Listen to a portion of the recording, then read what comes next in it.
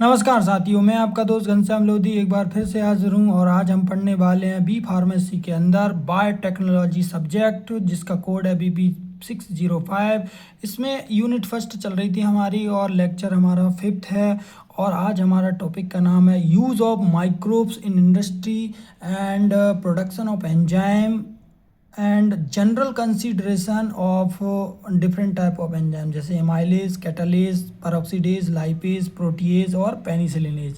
तो यहाँ पर 3 टॉपिक को कवर करना है। पहले यूज़ ऑफ माइक्रोब्स के बारे में देखना है, इंडस्ट्री में कौन कौन से माइक्रोब्स का यूज़ होता है। दूसरा उसके प्रोडक्शन पे फोकस करना है। तीसरा जनरल कंसिडरेशन करना है।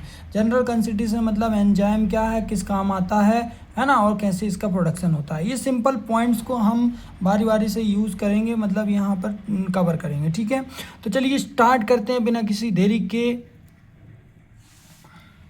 सबसे पहले हम बात करते हैं कि माइक्रोब्स क्या होता है। देखो, माइक्रोब्स को हम माइक्रो ऑर्गेनिज्म भी बोलते हैं। ये माइक्रोस्कोपिक साइज के रहते हैं, मतलब ये वेरी स्मॉल माइक्रोब्स मतलब साइज रहते हैं, है ना। और ये जो रहते हैं वो ऑब्जर्व होते हैं माइक्रोस्कोप से। ठीक है, इसलिए इसको माइक्रोस्कोपिक साइज या माइक्रो ऑर्गेनिज्म कहा जाता है। ठीक है, तो ये चीज़ हो गई। फिर दूसरा बात क्या है कि ये bacteria, fungus, virus, protozoa, algae ये हो सकते हैं। ठीक है, इसकी बात करते हैं कि माइक्रोब्स क्या होते हैं, इंडस्ट्री में क्या रोल है इनका। तो बहुत सारी इंडस्ट्रियल प्रोसेस में यूज़ होता है, जैसे कि आपका प्रोड्यूसिंग एंजाइम्स, है ना, organic acid, biofuel, bio pharmaceuticals and food and beverage, इन सब चीज़ों का हमको प्रोडक्शन करना है इंडस्ट्री लेवल पे। तो ये सब हमारे माइक्रोब्स की मदद से बनाए जाते हैं, माइक्रोब्स की मदद से प्रोड्यूस किए जाते हैं। ठीक है, तो चलिए स्टार्ट करते हैं। सबसे पहले आपका use of microbes in industry. तो हम इंडस्ट्री में आप माइक्रोब्स का यूज़ देख लेते हैं। सबसे पहले हम फूड इंडस्ट्री की बात करते हैं। फूड और बेवरेज। बेवरेज का मतलब होता है पेय पदार्थ। बेवरेज का मतलब होता है पेय पदार्थ, जैसे अल्कोहलिक ड्रिंक वगैरह। ठीक है, और फूड का मतलब फूड ही होता है। ठीक है, तो जो फूड और बेवरेज इंडस्ट्री की बात करते हैं तो इसमें जो एक प्रोसेस चलती है वो है फर्मेंटेशन। फर्मेंटेशन मतलब किसी भी सब्सटेंस को सड़ाना, गलाना with the help of microbes. Microbe जिसमें हम लेते हैं ईस्ट और फंगस या ईस्ट और बैक्टीरिया। ठीक है, जिसकी मदद से हम फर्मेंटेशन प्रोसेस करते हैं। तो फर्मेंटेशन प्रोसेस के द्वारा हम क्या करते हैं, अल्कोहलिक बेवरेज और फर्मेंटेड प्रोडक्ट, फर्मेंटेड फूड जैसे कि चीज़ हो गया, अल्कोहलिक बेवरेज जैसे कि अब वाइन, बियर हो गया, तो इन दोनों चीज़ों का हम प्रोडक्शन करते हैं with the help of microbes. ठीक है, अगला पॉइंट हम देखते हैं। अगला पॉइंट है एंजाइम का प्रोडक्शन। देखो, मेनली हम अगर बात करें तो माइक्रोब्स जो हैं वो सोर्स ऑफ एंजाइम है। सोर्स ऑफ एंजाइम मतलब मुख्य रूप से अगर एंजाइम का कोई सोर्स है तो वो माइक्रोब्स है। क्यों? क्योंकि ये इजीली प्रोड्यूस करने वाली चीज़ है, मतलब माइक्रोब्स के द्वारा एंजाइम बहुत आसानी से प्रोड्यूस किया जा सकता है। एंड इसका हम यूज़ करते हैं फूड प्रोसेसिंग में एंजाइम का, जैसे कि बहुत सारी फूड प्रोसेसिंग में यूज़ करते हैं। जैसे एमाइलेज एंजाइम है, एमाइलेज एंजाइम स्टार्च का ब्रेक डाउन करने के लिए यूज़ करते हैं। प्रोटीएज एंजाइम हम प्रोटीन को डाइजेशन ब्रेक डाउन करने के लिए यूज़ करते हैं। लाइपेज एंजाइम को हम फैट को हाइड्रोलिसिस मतलब फैट का ब्रेक डाउन करने के लिए यूज़ करते हैं। तो ये सब एंजाइम है और ये हमारे फूड प्रोडक्ट हैं। तो ये फूड की प्रोसेसिंग करने में मतलब चेंजेस कर रहे हैं, इसमें हमने चेंजेस करने में यूज़ कर रहे हैं। तो इसलिए हमने यहाँ पर क्या है, और उनका जो एंजाइम है, एंजाइम का प्रोडक्शन है वो हम कर रहे हैं माइक्रोब्स की मदद से। ठीक है, तो ये चीज़ हो गई। अगला पॉइंट है अपना आपका जो है फूड एडिटिव्स। फूड एडिटिव्स का मतलब और ऑर्गेनिक एसिड फॉर्मेशन, जैसे कि हम बात करते हैं बहुत सारे फूड एडिटिव्स, जैसे कि आपका सिट्रिक एसिड, लैक्टिक एसिड, ये फूड एडिटिव्स हो गए। ठीक है, दूसरा क्या हो गया, विटामिन्स हो गया, तीसरा आपका प्रिजर्वेटिव हो गया। तो इन सब का प्रोडक्शन जो है वो हम माइक्रोब्स के द्वारा कर सकते हैं। अगला पॉइंट क्या है कि फार्मास्यूटिकल इंडस्ट्री की बात करें।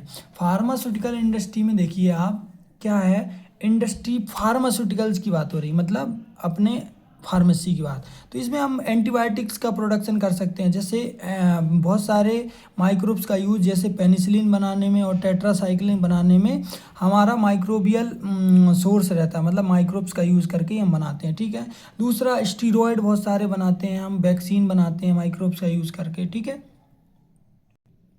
अगला इसमें केमिकल इंडस्ट्री में, केमिकल इंडस्ट्री की बात करें तो हम बायोफ्यूल बनाने का काम करते हैं। केमिकल इंडस्ट्री में हम बायोफ्यूल बनाते हैं, जैसे बहुत सारे बायोफ्यूल्स होते हैं, जैसे कि एक है हमारा इथेनॉल, ठीक है। तो ये बायोफ्यूल बनाने का काम करते हैं, ठीक है। अगला पॉइंट क्या है कि बायोप्लास्टिक्स, बायोप्लास्टिक्स केमिकल्स के अंदर बायोफ्यूल और बायोप्लास्टिक बनाने का काम करते हैं, माइक्रोब्स का यूज़ करते हैं प्रोड्यूस बायोप्लास्टिक्स में। अगला पॉइंट क्या होता है हमारा कि हम कर रहे हैं एग्रीकल्चर इंडस्ट्री में, एग्रीकल्चर इंडस्ट्री में बात करें तो एग्रीकल्चर इंडस्ट्री की, तो देखिएगा एग्रीकल्चर इंडस्ट्री की बात करें तो यहाँ पे हम क्या करते हैं, बायो पेस्टिसाइड्स और बायो फर्टिलाइज़र का को प्रोडक्शन करते हैं, जैसे माइक्रोब्स के द्वारा बायो पेस्टिसाइड, पेस्टिसाइड मतलब कीड़े मकोड़ों को मारने के लिए, है ना, बायो पेस्टिसाइड्स, ठीक है। दूसरी बात क्या होती है, बायो फर्टिलाइज़र, बायो फर्टिलाइज़र जैसे कि आपका नाइट्रोजन फिक्सेसिंग बैक्टीरिया है, वो एज ए बायो फर्टिलाइज़र की तरह काम करता है ना। नाइट्रोजन फिक्सेसिंग बैक्टीरिया हमारा बायो फर्टिलाइज़र की तरह काम करेगा। कैसे करेगा, ये सॉइल की फर्टिलिटी को बढ़ा देगा, क्योंकि नाइट्रोजन को फिक्स करता है, नाइट्रोजन को फिक्स करता है, तो ये चीज़ अपने एडवांटेज हो गया आपका। एंड प्लांट की ग्रोथ होती है, ठीक है। जैसे आपका, जैसे आप अदर है आपका, जैसे कि वेस्ट मैनेजमेंट, वेस्ट मैनेजमेंट मतलब बहुत सारे बैक्टीरिया है, फंगस है, प्रोटोजो है, वो ब्रेक डाउन करते हैं ऑर्गेनिक मटेरियल्स को और पॉल्यूटेंट को, है ना। तो जैसे बहुत सारे आपके जो फर्मेंटर टैंक रहते हैं, आपके जो वेस्ट मैनेजमेंट टैंक रहते हैं, तो इसमें हम क्या करते हैं, बहुत सारे बैक्टीरिया वायरस का, जैसे आपको घर के किचन वेस्ट को अपन को सड़ाना है या फर्मेंटेट करना है या फिर उससे उसको सॉइल में बदलना है, तो एक प्रकार के बहुत सारे बैक्टीरिया वायरस का पाउडर आता है, उस पाउडर को मिला देते हैं, तो ये वेस्ट मैनेजमेंट होता है। कहने का मतलब वो सॉइल में बदल जाता है या उसके ऑर्गेनिक मटेरियल्स और पॉल्यूटेंट ख़त्म कर दिए जाते हैं with the help of microbes, ठीक है। तो ये सब क्या हो गया, ये हो गया use of microbes in industry, agriculture industry, है ना, other water treatment, waste treatment, ये सब यहाँ पर यूज़ होते हैं, ठीक है। अगला पॉइंट है हमारा प्रोडक्शन ऑफ एंजाइम। तो किस प्रकार से हम एंजाइम का प्रोडक्शन करते हैं, देखिएगा एंजाइम जो है वो माइक्रो ऑर्गेनिज्म से प्रोड्यूस होता है, जैसे बैक्टीरिया वायरस या बैक्टीरिया फंगस ईस्ट, है ना, ये चीज़ हो गई थ्रू फर्मेंटेशन प्रोसेस। कौन सी प्रोसेस के द्वारा, फर्मेंटेशन प्रोसेस के द्वारा, ठीक है। अब इसमें क्या रहता है, इसका एक पॉइंट लिखा है कि आपका जो माइक्रोब्स है वो प्लांट और एनिमल से अच्छा क्यों है, क्यों प्रिफेयर कर रहे हैं प्लांट और माइक्रोब्स की जगह हम प्लांट एंड एनिमल की जगह हम माइक्रोब्स का ही क्यों यूज़ कर रहे हैं, क्यों अच्छा है, वो क्यों प्रेफर करते हैं, क्योंकि ये बहुत चीपर होता है, बहुत सस्ता होता है, दूसरा रिच क्वांटिटी में मिल जाता है, दूसरा रिच क्वांटिटी में एंजाइम प्रोड्यूस करता है, दूसरा इजी टू मैनिपुलेट होता है बाय जेनेटिक इंजीनियरिंग के द्वारा। आगे पढ़ेंगे आरडीएनए टेक्नोलॉजी, जिसमें ये माइक्रोब्स के अंदर हम जेनेटिक इंजीनियरिंग परफॉर्म करेंगे और उसके जीन के अंदर चेंज कर देंगे, ठीक है। दूसरा क्या रहता है, इस एंजाइम की रिकवरी, आइसोलेशन, प्यूरिफिकेशन ईजी रहता है, ठीक है। अगला पॉइंट क्या है, ये कंट्रोल लेवल कंडीशन में होते हैं, मतलब कहने का मतलब ये मोर कंट्रोल हो जाते हैं, है ना। प्लांट की अपेक्षा देखो, एनिमल की अपेक्षा देखो, एनिमल और प्लांट इसकी अपेक्षा बहुत बड़ी साइज के रहते हैं, है ना, और इनको कंट्रोल कर पाना भी बहुत मुश्किल काम रहता है, क्योंकि इसमें बहुत सारे और अदर क्या रहते हैं, और अदर बहुत सारे केमिकल्स प्रोड्यूस होते हैं। एनिमल ही है तो एनिमल एक प्रकार का केमिकल तो प्रोड्यूस नहीं करेगा, लेकिन जो माइक्रोब्स है उसके पास बहुत ही कम सीमित सामान रहते हैं, बहुत सारे केमिकल प्रोड्यूस नहीं करते हैं, बहुत ही कम केमिकल्स प्रोड्यूस करते हैं, तो ईजी हम उसका प्यूरिफिकेशन, रिकवरी और आइसोलेशन आराम से कर सकते हैं, ठीक है। तो ये हो गया आपका प्रोडक्शन ऑफ एंजाइम्स। अब देखते हैं थोड़ी सी स्टेप्स क्या हैं। देखो यहाँ पर हम पढ़ रहे हैं कि की steps of the enzyme production. कहने का मतलब है कि एंजाइम का आप प्रोडक्शन करना चाहते हैं तो कौन कौन सी स्टेप से होकर गुजरना पड़ेगा। तो सबसे पहले हमारा है selection of good micro organism, मतलब या राइट माइक्रोब्स का सिलेक्शन करना है जो कि डिज़ायर एंजाइम एक्टिविटी दे सके, मतलब ऐसे माइक्रोब्स का सिलेक्शन करना है जिसकी जो हमको एंजाइम एक्टिविटी दे सके, मतलब एंजाइम को प्रोड्यूस कर सके, उसी माइक्रोब्स का तो हमको सिलेक्शन करना है। हर किसी माइक्रोब्स का सिलेक्शन कर लिया तो हमारा एंजाइम प्रोड्यूस ही नहीं हो रहा, तो इसका क्या मतलब एंजाइम का सिलेक्शन करने से, ठीक है। तो सिलेक्शन ऑफ राइट माइक्रोब्स जो कि एंजाइम को प्रोड्यूस करे, एंजाइम को बनाए, उसी माइक्रोब्स का यूज़ करना है, ठीक है। दूसरा अगला पॉइंट क्या होता है कि फॉर्मुलेशन ऑफ कल्चर मीडिया। अब देखो हम इस एंजाइम का माइक्रोब्स का सिलेक्शन कर लिया है, तो अब हमको कल्चर मीडिया बनाना है। कल्चर मीडिया में इंग्रेडिएंट होंगे, पीएच होगा, टेम्परेचर होगा और भी बहुत सारी चीज़ें रहेंगी। ये सबको हमको ऑप्टिमाइज कंडीशन में रखना है, ऑप्टिमाइज क्वांटिटी में रखना है ना, जिससे कि हमारा एंजाइम प्रोड्यूस हो सके, हमारा बैक्टीरिया वायरस जो माइक्रो ऑर्गेनिज्म है वो ग्रो कर सके, ठीक है। तो अब क्या होता है, फिर इसके बाद होती है फर्मेंटेशन प्रोसेस। अब देखो जैसे ही हमने कल्चर मीडिया बनाया, इन सबको एक फर्मेंटर में भर देंगे, फर्मेंटर टैंक में अंदर, ठीक है। फर्मेंटर में टैंक में भर देंगे, मतलब इसको बोलते हैं बायो रिएक्टर। तो इन सब प्रोसेस को, एंजाइम को और ये जो हमने कल्चर मीडिया बनाया था उसको हमने फर्मेंटर में भर देंगे और क्या होंगे, कंट्रोल कंडीशन देंगे, जैसे टेम्परेचर हो गया, पीएच हो गया, मॉइस्चर हो गया, है ना। तो ये सब की ऑप्टिमम कंडीशन देंगे जिससे कि हमारा बैक्टीरिया वायरस जो भी माइक्रोब्स है वो ग्रो करे, और ग्रो करेगा तो हमारा एंजाइम का प्रोडक्शन करेगा, ठीक है।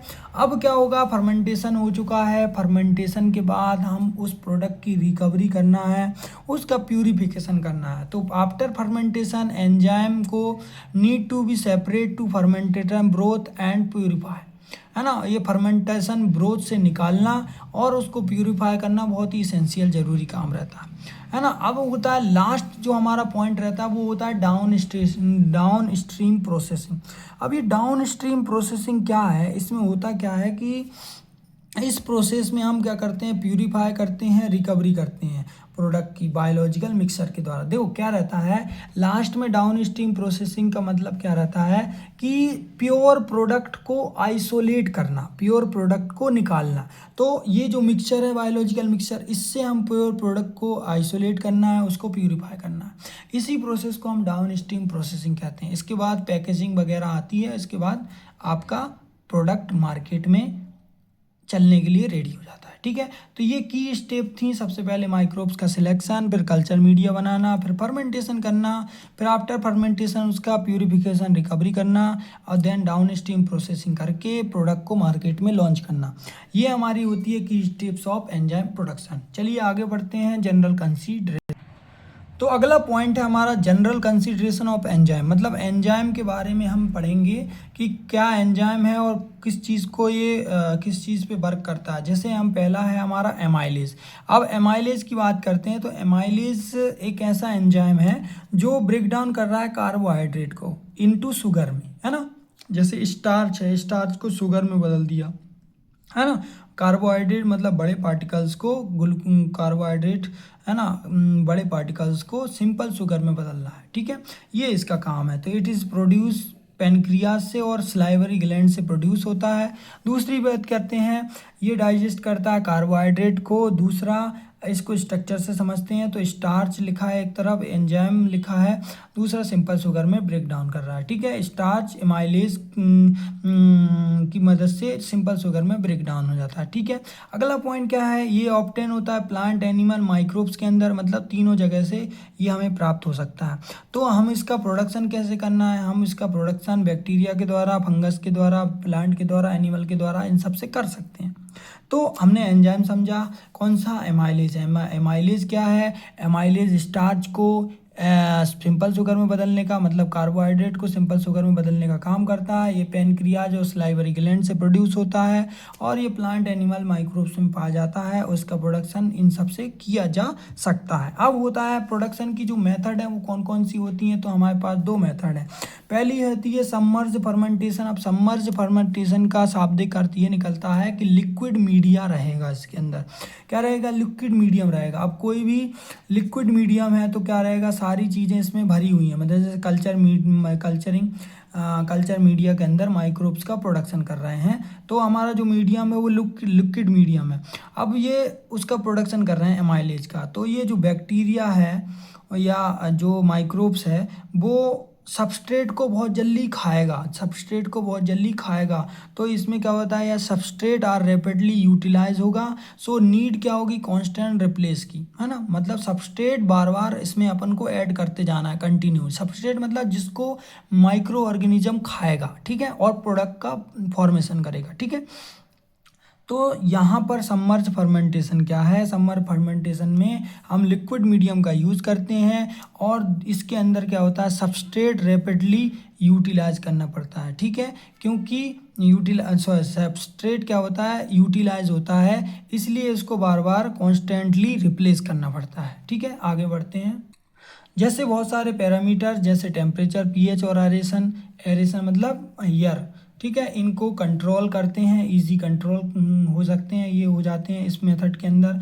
दूसरी मेथड है हमारी कि सॉलिड स्टेट फर्मेंटेशन। अब सॉलिड स्टेट फर्मेंटेशन का शाब्दिक अर्थ क्या है कि ये सॉलिड सबस्ट्रेट का यूज़ करते हैं और सॉलिड कल्चर मीडिया रहता है इस टाइप से, मतलब जैसे सॉलिड सबस्ट्रेट का यूज़ करते हैं। सॉलिड सबस्ट्रेट मतलब जैसे एग्रीकल्चर बेस्ड है, एग्रीकल्चर बेस्ड है ना, तो उस बेस्ड के ऊपर अपन ने क्या कर दिए, बैक्टीरिया मतलब माइक्रो ऑर्गेनिज्म छोड़ दिए, तो ये क्या करेंगे, एंजाइम का प्रोडक्शन करेंगे, ठीक है, एंजाइम का प्रोडक्शन करने लगेंगे। अब दूसरी बात क्या है, माइक्रोब्स के लिए रिक्वायर्ड होता है less moisture content for their growth, इनके लिए मॉइस्चर कंटेंट कम जरूरी रहता है। ये गुड मेथड होती है फॉर प्रोड्यूसिंग द एंजाइम, ठीक है। तो ये सिंपल मेथड क्या हो गई, सॉलिड स्टेट फर्मेंटेशन में सॉलिड सबस्ट्रेट का यूज़ करते हैं, उसमें लिक्विड सबस्ट्रेट का यूज़ करते हैं। जैसे कि एग्जांपल एग्रीकल्चर बेस्ड होता है जिससे एमाइलेज का प्रोडक्शन होता है, ठीक है। ये लेस मॉइस्चर कंटेंट रखता है, इसलिए ये गुड मेथड है for the producing of enzyme, ठीक है। अगला पॉइंट क्या होता है कि इम्पोर्टेंस क्या है, इम्पोर्टेंस क्या है ऑफ एमाइलेज की, ठीक है। तो हम देखते हैं कि भाई एमाइलेज का है फूड इंडस्ट्री में बहुत ज़्यादा यूज़ है, क्यों, क्योंकि हमको स्वीटनर बनाना है, मतलब कार्बोहाइड्रेट से हमको ग्लूकोज बनाना है, तो ये स्वीटनर हो गया, तो इनका प्रोडक्शन करना है, तो ठीक है। अगला पॉइंट क्या है कि converting glucose into fructose, glucose को फ्रक्टोज में कन्वर्ट कर सकते हैं इससे। हम अगला क्या कर सकते हैं, स्टार्च का कन्वर्जन कर सकते हैं इनटू फूड इंडस्ट्री के अंदर। फूड इंडस्ट्री के अंदर मतलब हमको क्या करना है, कार्बोहाइड्रेट को ब्रेक डाउन करना है इनटू ग्लूकोज में, तो ये तीनों लाइन एक ही हैं, वो और कुछ नहीं है, ठीक है। आगे चलते हैं, ये हमारा एमाइलेज खत्म हो गया, ठीक है। अगला पॉइंट है कैटालिस। कैटालिस क्या है, एक एंजाइम है जो कि हाइड्रोजन पेरोक्साइड को ब्रेक डाउन करता है water into water and oxygen के अंदर। मतलब एग्जांपल से समझते हैं, जैसे H2O2 है, हाइड्रोजन पेरोक्साइड है, ये कैटालिस एक एंजाइम है जो वाटर और ऑक्सीजन में इसको ब्रेक डाउन कर रहा है। अब ये जो क्या होता है, देखिएगा, हाइड्रोजन पेरोक्साइड थोड़ी सी हमारे लिए बॉडी के लिए हानिकारक रहती है और ये सेल डैमेज और टिश्यू ऑर्गेनल्स को डैमेज का करने का काम करता है ना। जो हाइड्रोजन पेरोक्साइड है उससे हमारे सेल्स और टिश्यू जो होते हैं, ऑर्गेनल्स जो होते हैं, वो डैमेज होते हैं, ठीक है। तो इसके लिए क्या होता है, इस एंजाइम की मदद से उसका प्रिवेंशन हो जाता है, मतलब this enzyme prevent accumulation of peroxide, मतलब उसके एक्यूमुलेशन मतलब इकट्ठा होना को रोकता है। दूसरा, डैमेज ऑफ सेलुलर ऑर्गेनिज्म और टिश्यू को से प्रिवेंट करता है डैमेज ऑफ सेलुलर ऑर्गेनल्स और टिश्यू, ठीक है, बाय द H2O2, ठीक है। तो तीसरा लाइन है हमारी कि ये ऑल ऑर्गेनिज्म में फाउंड होता है, प्लांट में, एनिमल, बैक्टीरिया में, ठीक है। लेकिन हम इसका कमर्शियली प्रोडक्शन करते हैं फर्मेंटेशन प्रोसेस और एक्सट्रैक्शन प्रोसेस के द्वारा, ठीक है। अगला हम बात करते हैं कि इट इज़ फूड इंडस्ट्री में बहुत ज़्यादा यूज़ होता है ड्यू टू हम फूड का प्रिवेंशन करना है। तो फूड प्रिवेंशन कैसे होता है, मान लो इसमें क्या है, आपके H2O2 प्रेजेंट है ना, H2O2 प्रेजेंट है, तो ये फूड को ख़राब करेगा, तो अब इस एंजाइम का यूज़ करेंगे तो इसको ये नष्ट कर देगा, तो फूड प्रिवेंट हो जाएगा। चीज़ के प्रोडक्शन में भी इसका यूज़ होता है, removing of H2O2 of milk from milk से द्वारा एंड अदर फूड प्रोडक्ट्स से हम इसको H2O2 को पूरा रिमूव कर सकते हैं, मतलब हाइड्रोजन पेरोक्साइड को हटाने में और उससे बचाने के लिए फूड इंडस्ट्री में इस एंजाइम का यूज़ किया जाता है। तो सिंपल है, कैटालिस्ट क्या है, हाइड्रोजन पेरोक्साइड को ब्रेक डाउन करता है ऑक्सीजन वाटर के अंदर, ये सेल को डैमेज होने से बचाता है, ये all organism, plant, animal, bacteria सभी में पाया जाता है और इसका फर्मेंटेशन और एक्सट्रैक्शन प्रोसेस के द्वारा कमर्शियल यूज़ करते हैं, ठीक है।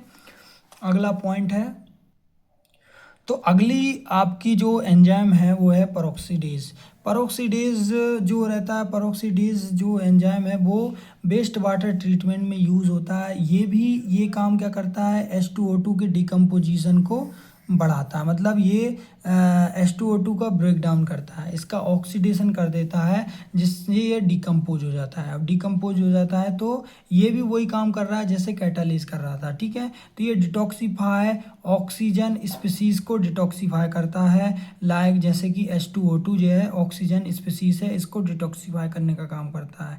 एंड प्रोटेक्ट करता है सेल्स एंड ऑर्गेनल्स को, ठीक है, सेल्स एंड ऑर्गेनल्स को प्रोटेक्ट करने का काम करता है। फिर अगली लाइन क्या है, it is can be produce by the fermentation process, है ना, ये फर्मेंटेशन प्रोसेस के द्वारा इसको प्रोड्यूस कर सकते हैं।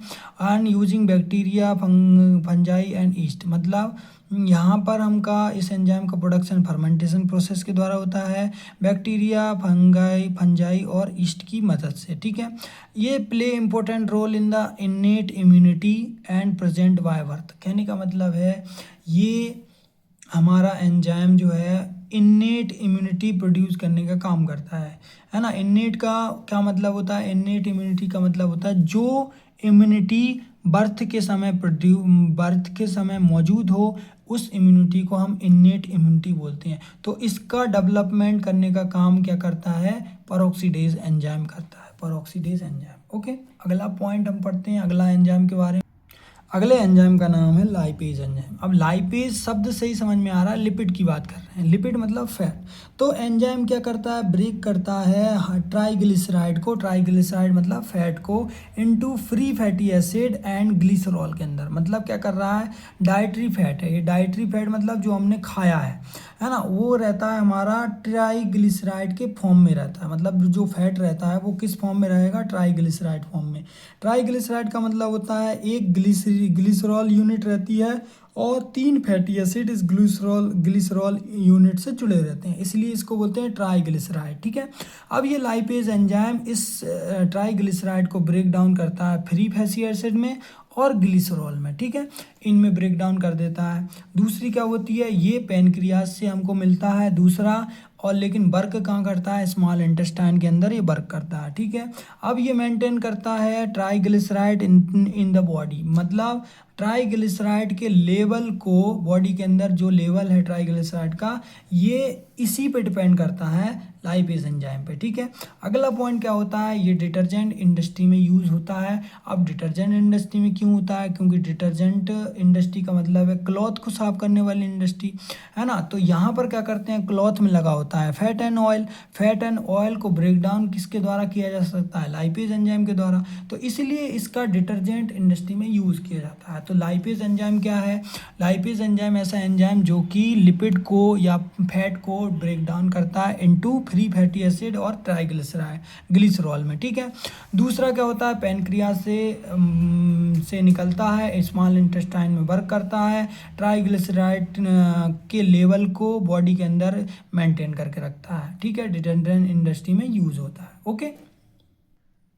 अगला पॉइंट होता है प्रोटीएज एंजाइम। प्रोटीएज एंजाइम शब्द से ही समझ में आता है प्रोटीन के ब्रेक डाउन करने के लिए यूज़ होता है, ठीक है।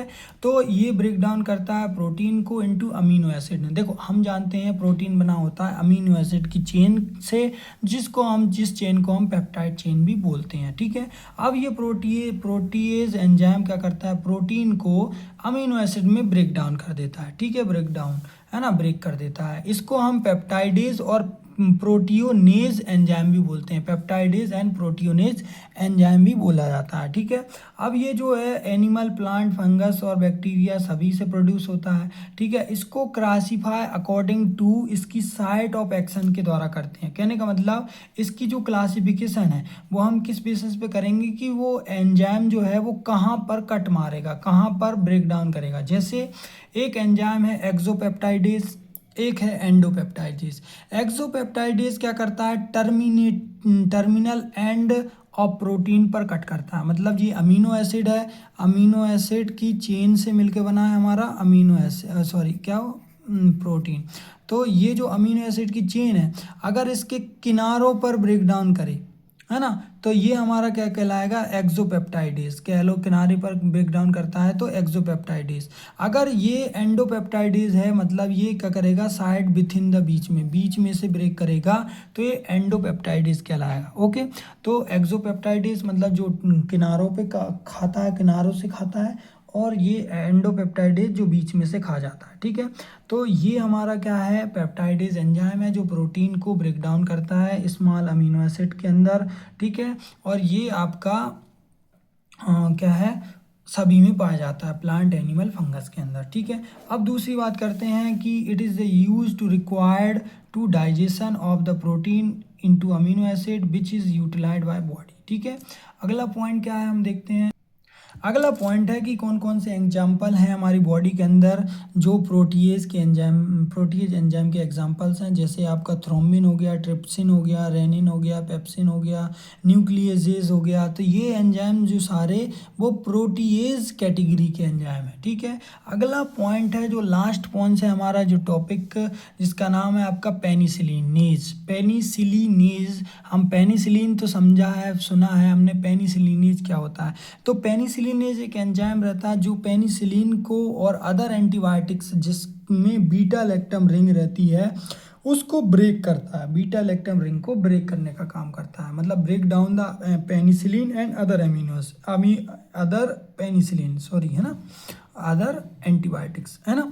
अब इसको हम बीटा लैक्टमेज एंजाइम भी बोलते हैं। अब जो हमारा है ये penicillin enzyme beta lactam ring को ब्रेक करता है, किसके अंदर रहती है beta lactam ring, penicillin and other antibiotics के अंदर, ठीक है। अब दूसरा क्या होता है, इट कन्वर्ट करता है पेनिसिलिन को पेनिसिलोइक एसिड में, मतलब जैसे पेनिसिलिन है ये पेनिसिलिन एंजाइम पेनिसिलोइक एसिड में बदलने का काम करता है। तो अब होगा क्या, देखिएगा, ये इसने बीटा लैक्टम रिंग को ब्रेक डाउन कर दिया है, ठीक है। अगला पॉइंट देखते हैं। देखिए, it is the bacterial enzyme that is the inactivate the most of the penicillin. इसको ऐसे नहीं, ऐसे समझो, हमने बैक्टीरिया को मारने के लिए टैबलेट लिए जिसका नाम है पेनिसिलिन। बैक्टीरिया को मारने के लिए जैसे पेनिसिलिन ली तो बैक्टीरिया ने रिलीज कर दिया पेनिसिलिनेज एंजाइम।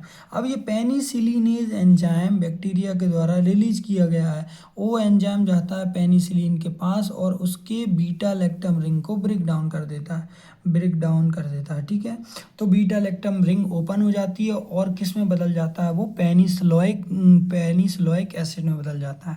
तो अब क्या होगा, देखिए, अब होता है कि इंडस्ट्री में पेनिसिलिनेज इज़ यूज़ करते हैं for the break of beta lactam ring. अब क्यों करते हैं, तो बीटा लैक्टम रिंग ब्रेक होती है तो जो हमारा जो प्रोडक्ट निकलता है उसको हम प्रिकर्सर बोलते हैं, मतलब उसका यूज़ करके जो इसके ब्रेक होने के बाद जो प्रोडक्ट मिला पेनिसिलोइक एसिड जो रहेगा वो प्रिकर्सर की तरह काम करेगा अदर एंटीबायोटिक्स के सिंथेसिस में। मतलब देखो, हमने क्या किया, एक पेनिसिलिन को ब्रेक करके प्रिकर्सर बनाया, प्रिकर्सर मतलब पेनिसिलोइक एसिड बनाया, वो दूसरी एंटीबायोटिक्स के सिंथेसिस में हेल्प करेगा, है ना, मतलब दूसरी एंटीबायोटिक्स के सिंथेसिस की में as a precursor role use करेगा, है ना, एज ए प्रिकर्सर की तरह काम करेगा। प्रिकर्सर का मतलब होता है स्टार्टिंग मटेरियल्स, है ना। दूसरी क्या रहती है, it is use to control penicillin level in the patient. अब देखो, पेनिसिलिन का हाई डोज हो गया है और पेशेंट के अंदर, तो हम इस एंजाइम का यूज़ करेंगे और वो बॉडी के अंदर प्रेजेंट पेनिसिलिन एंजाइम का ब्रेक डाउन कर देगा जिससे उसके लेवल का मेंटेन हो जाएगा। तो हमने पढ़ा पेनिसिलिनेज एंजाइम जो कि पेनिसिलिन और अदर एंटीबायोटिक्स का ब्रेक करता है, और ये जो एंजाइम है वो बैक्टीरिया से प्रोड्यूस होता है और वो एक डिफेंस मैकेनिज्म के तरह क्या करता है, रिलीज होता है और पेनिसिलिन के बीटा लैक्टम रिंग को ओपन कर देता है। इंडस्ट्री में इसका यूज़ हम कैसे करते हैं, इंडस्ट्री में हम करते हैं जो बीटा लैक्टम रिंग ओपन हो गई हैं उन सब्सटेंस को हम प्रिकर्सर बोलते हैं और वो उनका यूज़ हम अदर एंटीबायोटिक्स के सिंथेसिस में यूज़ कर लेते हैं, ठीक है। अगला हम बोला जाता है कि पेनिसिलिन अगर किसी पेशेंट ने हाई डोज ले लिया है तो उसके कंट्रोल करने में भी यूज़ होती है, मतलब उसको हम अगर एंजाइम दे दिया तो बॉडी में प्रेजेंट पेनिसिलिन को वो ब्रेक कर देगा जिससे उसके लेवल मेंटेन हो जाएगा। ओके, तो आई होप ये जो हमारा टॉपिक है वो आपको समझ में आया होगा, है ना। इसकी जो आपके नोट्स हैं वो टेलीग्राम चैनल पे मिल जाएंगे। तब तक के लिए धन्यवाद, मिलते हैं अगली वीडियो में, अगले लेक्चर में, ठीक है।